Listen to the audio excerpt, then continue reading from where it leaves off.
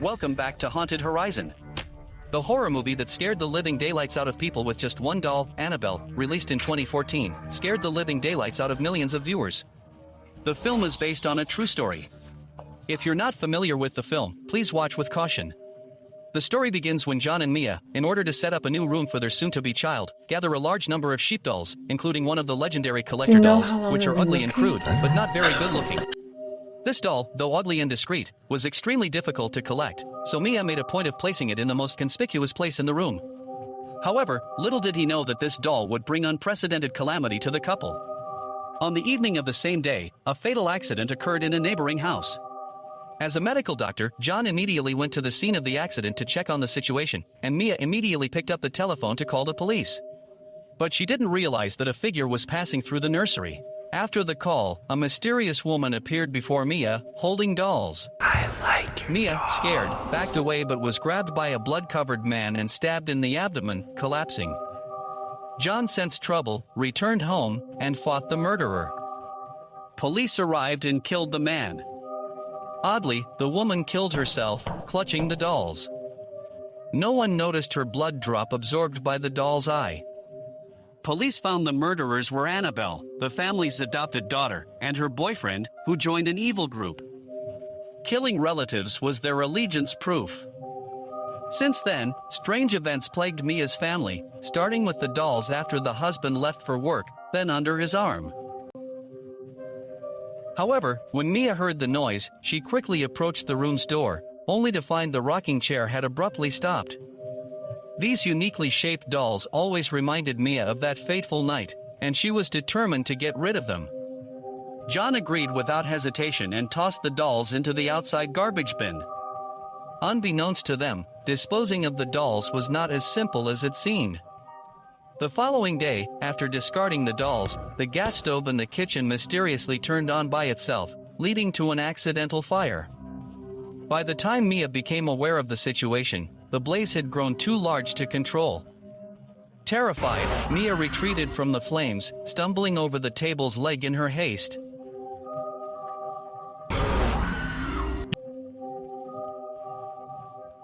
In her opinion, the house was cursed, so she suggested to her husband that they should move out immediately, and again, John readily agreed, and soon the couple moved to their new home, and Mia, in the midst of packing her clothes, took the dolls out of a cardboard box, and when John saw them, he was surprised, and he was certain that he had thrown them away. Mia, though she was equally struck by surprise, thought that she had picked them up by mistake, because of the haste with which she had moved out. Since she was a gift from her husband, Mia decided to keep her in the house. But when only Mia and her daughter were left in the house, Annabelle's ghost reappeared and came to the baby.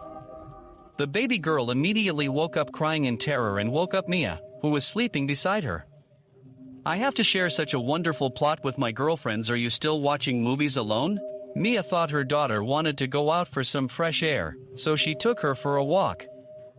But when they returned, they found a few sheets of paper strewn around the staircase, depicting her seeing her daughter and her pram being crushed by a green van, which made Mia feel uneasy, and John decided to come back early tomorrow night to have dinner with her.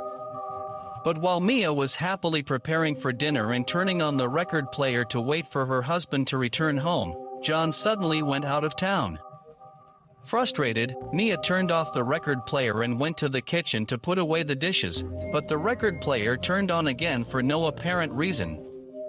Mia turned off the music again, and then sensed that someone was hiding behind the curtains, and she stood up to lift the curtains, but an overcast wind struck her, and before she could stand up, a little girl in white was there. Mia saw it and rushed after it, but she didn't realize anything. When she thought she was hallucinating, the girl appeared in the living room, and the next moment, she was at her. Mia was cornered by the sudden appearance of Annabelle, but in the next moment, she disappeared. In the face of this weirdness, Mia could only wait for her husband to come back to the house, and then she could talk about it. The next night, during a rainstorm, Mia had to go down to the basement to tidy up some groceries, when a stroller appeared, and Mia cautiously walked over to check it out, and found that the only thing in the stroller was a bloody garment. Just as she picked up the garment, a dark, inhuman hand grasped her wrist, so frightened that Mia rushed to the elevator, where she realized that a mysterious pattern had been printed on the spot where it had been grasped, and a strange phenomenon ensued. And then, something strange happened. The two of them stayed on the same floor without any sign of moving up, so Mia had to bravely leave the elevator, but as she ran up several flights of stairs and was about to reach her home, she suddenly felt that someone was following her. Mia stopped and turned around to see that there was a figure standing in the darkness, and with the first flash of thunder, Mia was finally able to see that the person she was looking at was a two-legged monster, which scared her so much that she rushed into the room and took cover. The next morning, Mia is surprised to find that the marks on her shoulders are no longer there. She deduces that the recent events must have something to do with Annabelle, so she contacts the police in the hope of getting some information about her. But when she sees Annabelle's childhood photo, she immediately recognizes her as the girl who had appeared at her home a few days earlier. According to the police, Annabelle belongs to an organization that calls itself Hades Messengers. They've tried to summon the evil spirit but always failed. Later, Mia finds a picture in the police officer's photos of a wall Annabelle drew on before she died, matching the mark on Mia's arm. Mia realizes Annabelle's ghost is haunting her. The officer across the street doesn't believe in ghosts, so Mia must handle it alone. Finally, Mia visits a bookstore for information. Evelyn, an old board member, notices her worry and asks if her family is being haunted by a ghost. After hearing Mia's story, Evelyn doesn't dismiss it. She helps Mia choose a book on the subject and invites her home. Evelyn explains that ghosts usually linger in one place, but since Mia is haunted even after moving, it suggests she's dealing with an evil spirit, not a ghost. Evelyn isn't sure this is the best way to rid her of the ghost. While talking, Mia notices a wound on Evelyn's wrist, clearly from a suicide attempt. Evelyn shares that she chose life after her daughter's death, luckily surviving.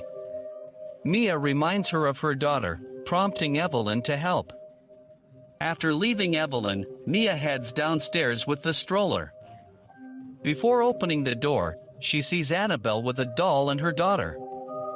Entering the apartment, Mia sees Annabelle through the glass, holding the baby.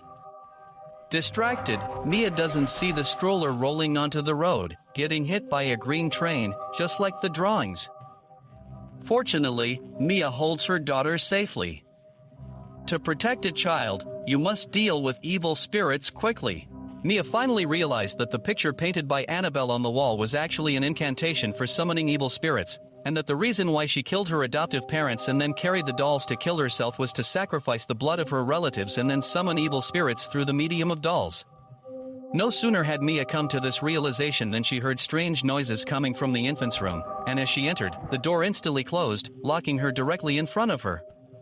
Through the crack of the door, she saw the books on the bookshelf falling down automatically on her daughter, and just as Mia screamed in terror, the dolls suddenly fell in front of her, but instead of scaring Mia, her appearance inspired her with great courage, so she picked up a chair and forced the lock on the door, and then rushed into the living room and picked up her daughter. However, just then, the dolls that were at the door at the very moment instantly went to the window, and then stood up and even slowed down to a crawl. Mia was shocked, seeing the devil again, and screamed. John returned from his trip, heard her, and rushed in. Everything seemed normal, but he believed her. They invited Father, who saw the dolls and realized they were mediums for evil spirits. He didn't know how to exorcise them but knew the Warrens studied this. Father took the dolls to the church to weaken the spirits and contacted Mrs. Warrens. At the church entrance, the soul of Annabelle appeared, but Father couldn't see the spirits.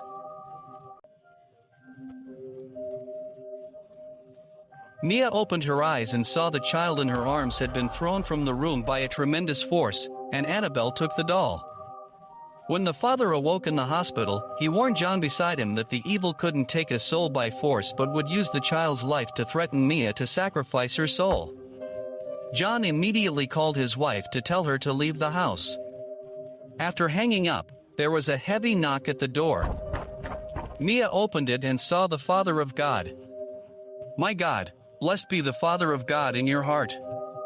The evil spirit, disguised as the Father of God, roared and forced Mia into the room. Evelyn, visiting the house, saw this and encouraged Mia not to give in to the evil spirit, urging them to leave immediately.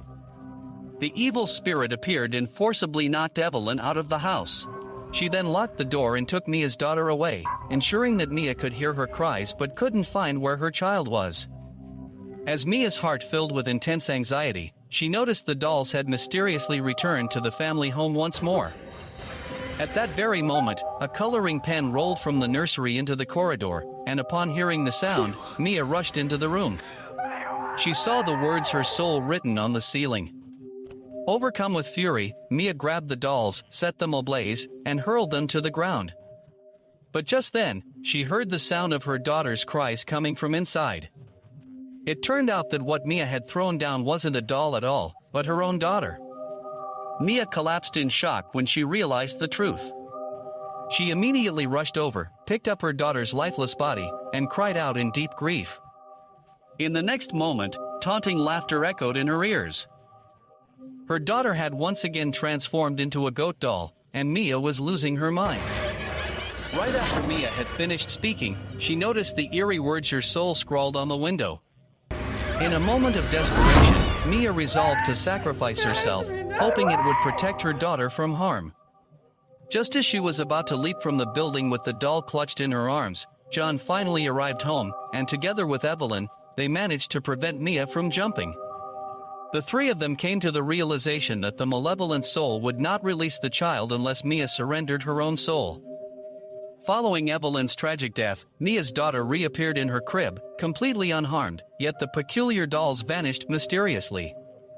6 months later, an elderly woman visited a store to purchase gifts for her daughter, and there, on the shelves, she noticed the oddly shaped dolls.